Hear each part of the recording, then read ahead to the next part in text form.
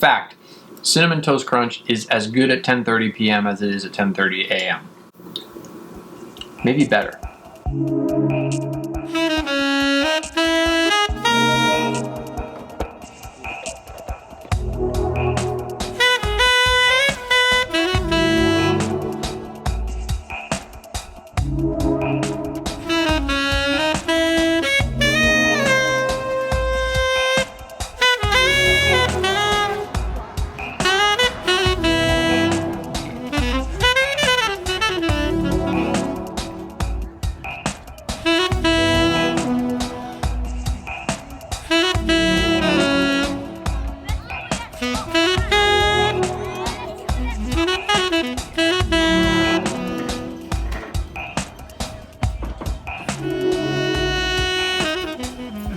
Wanna see what I got?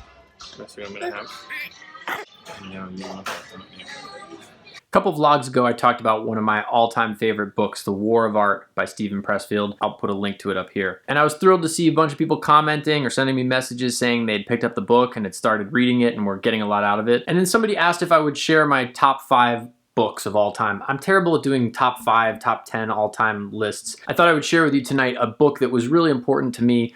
Well, it's been important to me for years. I first read it 8 or 9 years ago, and it has some great productivity. They're not necessarily tips, but it's a great insight into how one person structured their day. I got a lot out of it, and tonight I was thinking about it again as I was sitting down with my wife trying to plan out some schedules, how we could be more effective with our days. There's a lot going on right now. Both the kids are sick. My wife's got pneumonia. My daughter's got a high fever. My son's congested.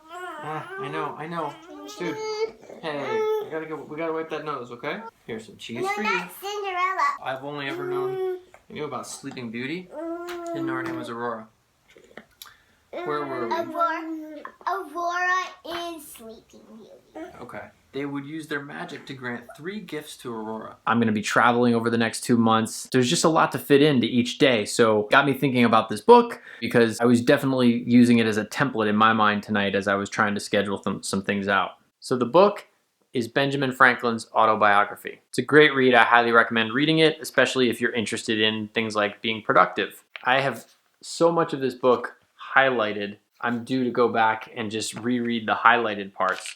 But tonight, the part that got me thinking was page 80 and 81 of this book. What he's trying to do is order or organize his days. So on page 80, the precept of order requiring that every part of my business should have its allotted time. One page in my little book contained the following scheme of employment for the 24 hours of a natural day. I love this. So he's got these brackets, and this probably won't be in focus, but what he did was take the 24 hours of a day and bracket them out. He's got morning, noon, evening, and night. I don't know, I'm fascinated by this stuff. There's another book that I'm reading right now called Daily Rituals, How Artists Work or something. And they mentioned Benjamin Franklin's book in here, but this was the first place I saw it. Seeing something like this gets me excited. I think it's because it's kind of like when you get a new book, like a jazz book. I remember when I got Patterns for Jazz, I thought, oh, this is great. I'm gonna go through this book and then I'm gonna be a master of jazz, which is of course nonsense, but it's exciting when you get the book because you think, this is gonna be a positive change in my life. Of course, it's always up to you to do the hard work, so that's why. Anyway, he's got morning, noon, evening, and night, just how he separates, literally down to the detail, when he gets up, takes a shower, works, when he reads, when he works again, what he does when he sleeps. I found myself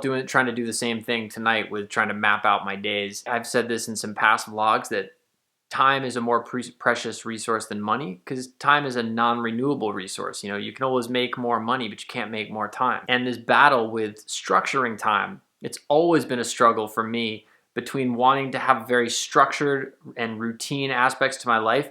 I never quite get them, but I want them. So it's like I crave them and then I simultaneously rebel against them. Nearly every time I put something in the calendar that's like not a real appointment, not a real thing where I'm going somewhere or meeting somebody, but it's just something that I'm telling myself to do.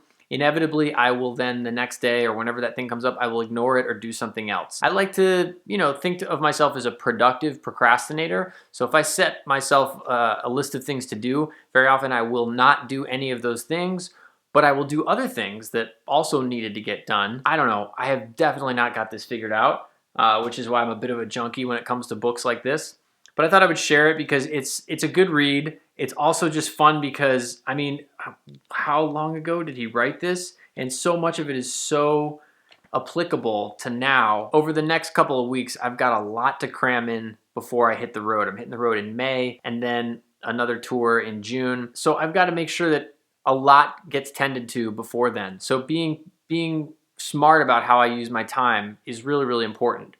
And also deciding on like priorities. You know, if this is a topic for another vlog, I'm sure, but the idea between being proactive and reactive in your life.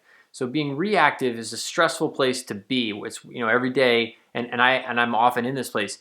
This is when you wake up and the day just happens to you. You know, you start checking things, you check your email, there's a bunch of requests from other people, there's things that other people want you to do. You start checking, so you know, you check, consume. Before you know it, the day is halfway gone and you haven't done anything. You don't feel like you've accomplished anything. That's a sucky place to be. I hate that. Versus being proactive when you're deciding what you're going to get done, what goals you're going to move towards, what things you're going to do with your day, with your time. That's the ideal place to be. But it's always a battle. For me anyway, it's a battle. And so I have to keep reminding myself of it and working on it and trying to improve to sort of never-ending process.